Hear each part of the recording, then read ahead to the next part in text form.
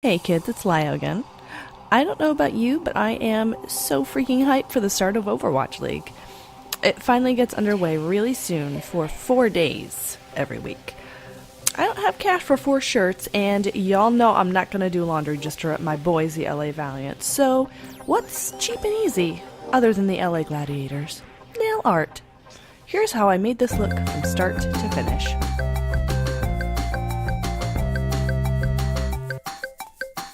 I began with cleaned, prepped nails and added a regular old base coat. You can find a full product list in the YouTube video description box. I had a really hard time finding a plain old rich emerald green. I found this polish, Revlon's Posh, at my grocery store, of all places. The color is great, lasts forever, but it definitely needs a couple coats. So I painted the green accent base on my pointer and middle fingers first.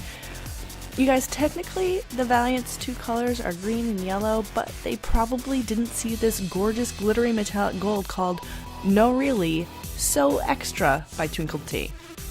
So Extra, come on. It's a stamping polish, so it's incredibly opaque in one coat. It is a metallic, so you do need to take care to make very few, very parallel strokes and cap that free edge before you paint the nail to avoid that weird edge. But it all levels out pretty well for a metallic stamper. You can clean up your cuticle area if necessary with a cleanup brush and a little acetone, but both these polishes tend to get real stainy, so an ounce of prevention, yada yada. You want to make sure your polish is super dry for the next bit, so I took a second to step away from the keyboard and do something productive and responsible. Next up, we're going to use striping tape. This is a kind of a specialty nail item, but it is super cheap. I got this a lot with tons of color options, like this really nice blue hollow that could go well with a Dallas Fuel theme if you want to root for the second place team or whatever. The whole thing was under $2, like $1.74 or something, so per mani, it might be the cheapest nail art thing I've ever purchased. You can either use it to mask off areas and remove it later, or you can use it as a part of the design like we're going to today. The design I created was super simple. On the gold nails, I just laid a strip of bright green metallic tape across in a super lazy faux French kind of thing. I especially love this stuff for beginners because you can readjust it as much as you want. Tweezers are a must if you're leaving it on the nail though, because the oils on your fingers reduce the stickiness of the tape as you work it, and you'll want to limit lifting before the end of the weekend. On the middle finger, I eyeballed the center of my nail, then offset a gold metallic stripe to each side. I set the angle by bringing the tape to the corner of my nails, which are slightly rounded squares. After I set the angle, I repeated it on the other side so I had a symmetrical long X pattern. And then I put a second series of tapes underneath, meeting the center at the cuticle directly beneath the first cross. You can see that green space in between, and it looks complicated and hard, but if you know the truth, don't tell anybody. Be cool, man.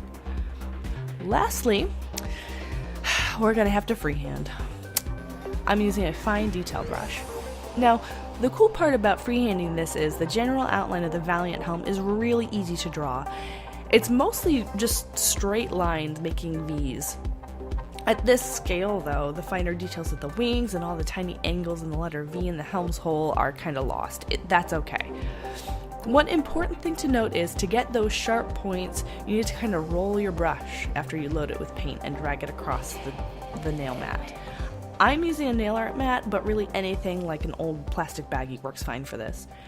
If you screw up, you can try to remove it super quick with a toothpick, or let it dry, come back and paint over it with the green. If you don't wait for it to dry, the two will just mix into a glittery soup.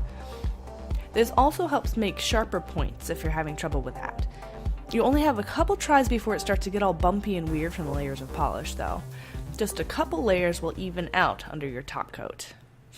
Aw yeah. This mani isn't super long-lived.